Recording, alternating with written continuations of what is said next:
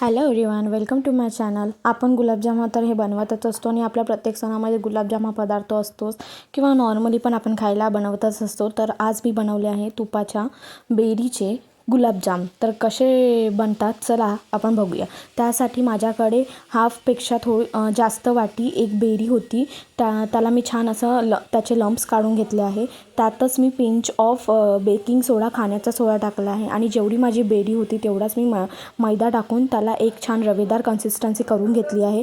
मग त्यात आपण थोडं दूध टाकून छान त्याचं पीठ जे आहे म्हणजे त्याचे जे एक गोळा तयार करून घेऊया. तो गोळा करताना एक काळजी घ्यायची आहे, तो म्हणजे प्रेशर देऊनच तो गोळा तयार करा, जेणेकरून आपण जेव्हा गुलाबजाम बनवतो तेव्हा किंवा तळतो तेव्हा ते फाटणार नाही किंवा त्याचा शेपही बिघडणार नाही. तर एवढी काळजी घ्या. प्रेशर देऊनच तो थोडासा गोळा मळून घ्या.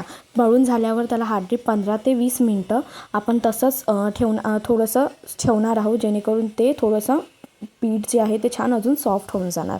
आणि मग त्यानंतर मी बनवायला घेतला आहे शुगर सिरप बनवण्यासाठी मी 2 वाटी साखर आणि 1 ग्लास पाणी टाकलं आहे आणि त्यातच मी अर्धा टेबलस्पून म्हणजे हाफ टेबलस्पून वेलचीची पूड, विलायची पावडर टाकलं आहे.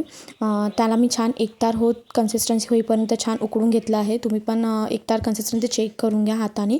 आणि मग मी गुलाबजाम बनवायला घेतले. तर बनवायला घेण्यासाठी मी आधी त्याला छान ते पीठ एकदा मळून घेतलं आणि मग हव्या त्या साईजमध्ये मी ते गुलाबजाम बनवून घेतले.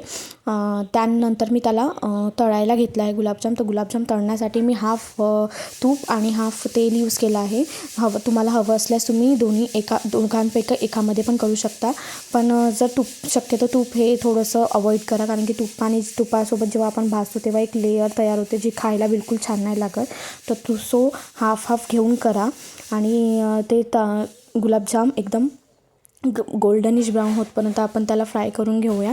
आणि सगळे गुलाबजाम जेव्हा फ्राय करून झाले तर त्याला आपण शुगर सिरपमध्ये टाकूया. शुगर सिरपमध्ये टाकताना आधी त्याला टूथपिकनी सगळ्या गुलाबजामला होल करून घ्या, जेणेकरून ते शुगर सिरप आत पूर्ण छान शिरेल आणि एकदम छान सॉफ्ट बनेल गुलाबजाम. आपले खाताना पण छान लागेल. एवढी काळजी मात्र नक्की घ्या. आणि शुगर सिरपमध्ये टाकताना एकदम हॉट शुगर सिरपमध्ये नाही टाकायचं, आपल्याला थोडासा वॉर्म होऊ द्यायचा मग टाका.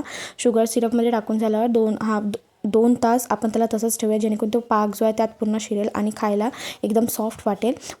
माउथ वॉटरिंग म्हणतात तसं ते गुलाबजाम झाले होते. आमच्याकडे फार सर्वांना आवडले. तुम्ही पण ही रेसिपी ट्राय करून बघा आणि तुम्हाला कशी वाटते हे मला नक्की सांगा. चला तर मग पुन्हा भेटूया अशाच एक नवीन रेसिपीसोबत. तोपर्यंत खात राहा, मजेत राहा.